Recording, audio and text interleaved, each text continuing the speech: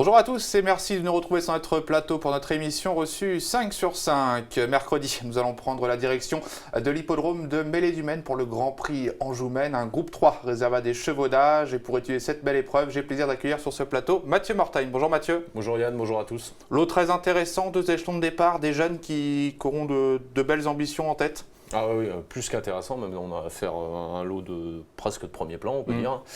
Bon, il y a pas mal d'impasses à faire, donc avant le coup, ça paraît être un quintet, je ne vais pas dire limpide, mais normalement, moi j'avais détaché rapidement 9 chevaux. Ouais. C'est vrai que par élimination, on a 4 basirs déjà, donc, dont 3 qui ça va être compliqué, un qui est ferré, voilà, donc ça en enlève déjà 4, quelques rentrants en plus, voilà, il nous restait 8-9 chevaux, donc après, normalement, voilà, il faut faire les bons choix, le bon choix normalement, et voilà. Et on compte sur vous pour faire ces bons choix. On rappelle que Mêlée-du-Maine est une piste assez grande, une corde à droite, en mâche fer, où il est quand même possible de revenir de l'arrière-garde. Mathieu, votre sélection de 8 chevaux.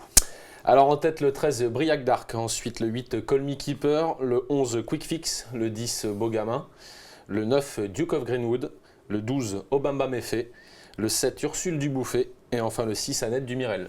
On évoque votre favori qui est l'un des plus jeunes, c'est Briac d'Arc qui portera ici le numéro 13. Il est très bien engagé.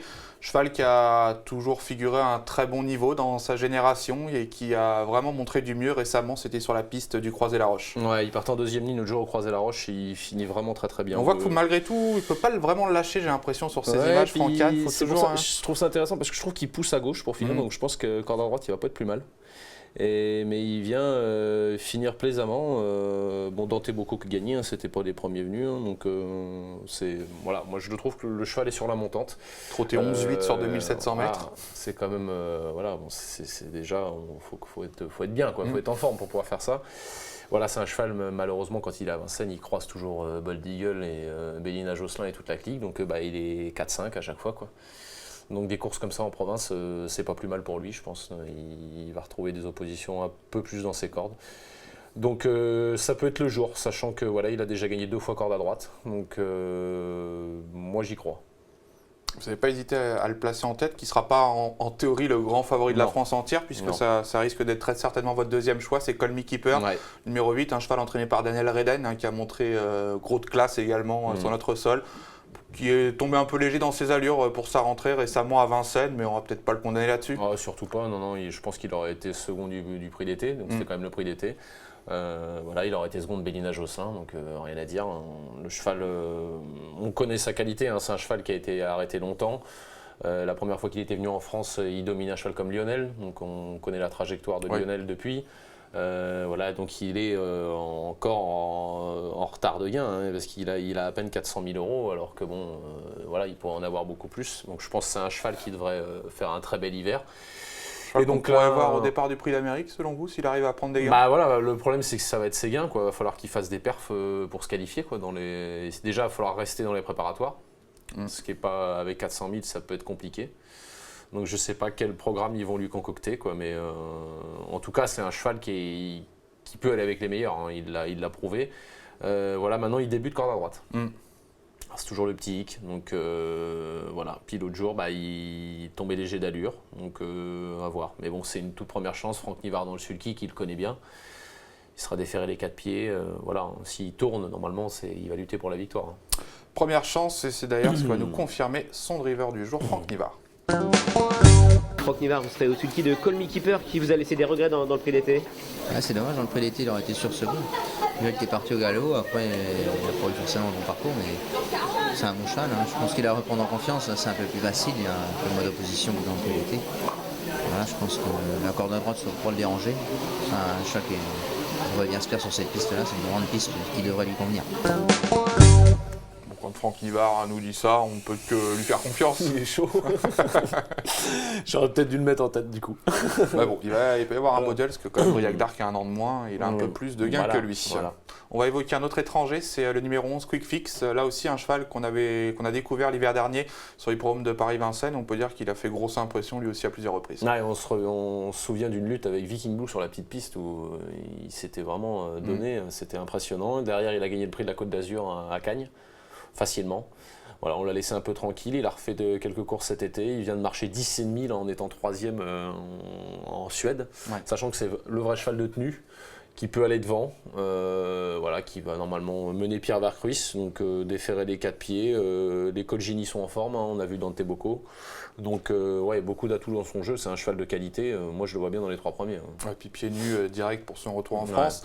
Ça sent bon. On va maintenant évoquer un autre 5 ans de classe, c'est Beau Gamin. Il portera ici le numéro 10, un cheval qu'on a vu récemment dans 2 groupes 1 au trot monté, mais un cheval qui a également beaucoup de moyens à l'attelage. Oui, les 2 groupes 1, c'est pas le vrai cheval monté, on a couru parce que bon, c'est toujours le même problème, hein. Quand il court attelé, il affronte les meilleurs.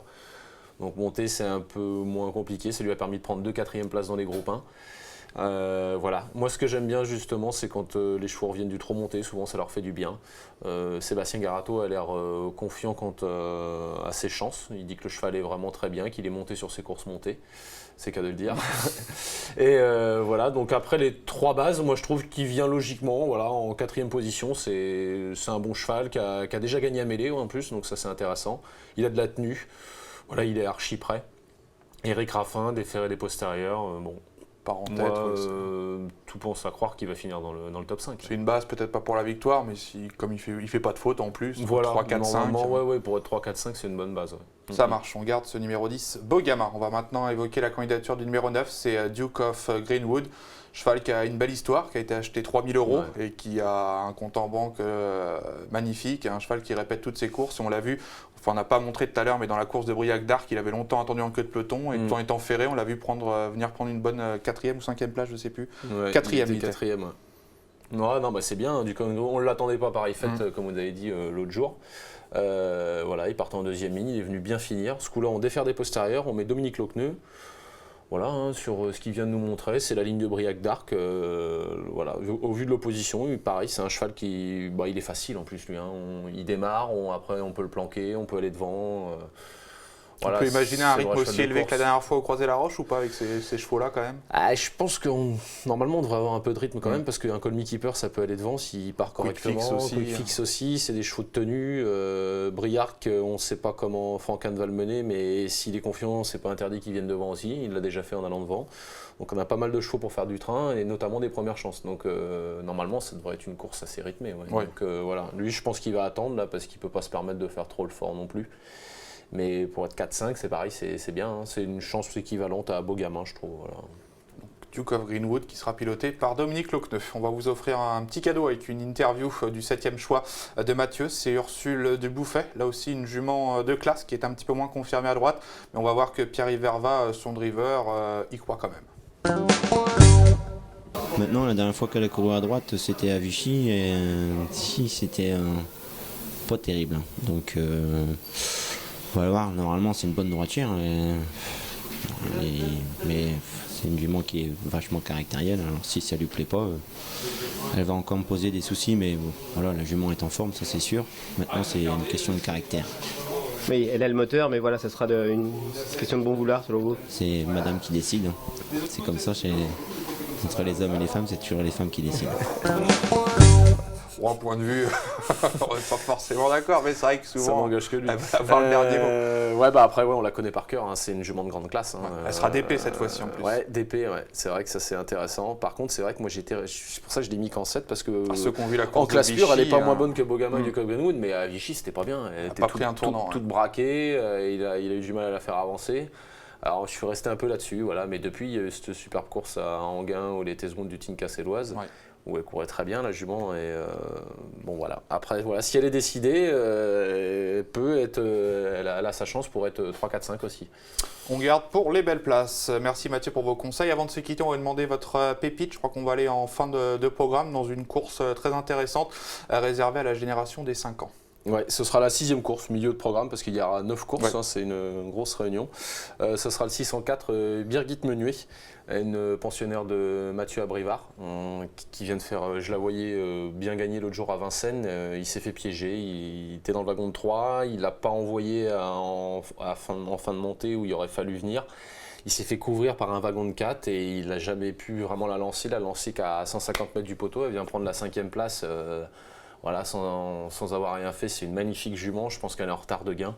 Et bonne droitière. Bonne droitière, voilà. S'il ne se fait pas piéger, normalement elle doit gagner ça, quoi. le 604 Birgit Menuet. Merci donc Mathieu pour vos conseils.